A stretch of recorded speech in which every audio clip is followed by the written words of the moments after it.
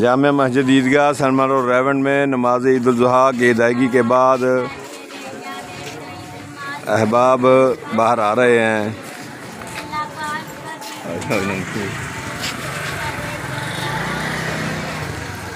माशाल्लाह जी, आज 10 जुलाई 2022 जामिया मस्जिद ईदगाह सनमर रोड रेवंड में नमाज ईद उल ज़ुहा की अदायगी कर दी गई है। अल्लाह रब्बुल इज़्ज़त हमारा आना ज़्यादा कबूल फरमाए। जनाब मलका आशिक एडवोकेट साहब तशरीफ़ ला रहे हैं।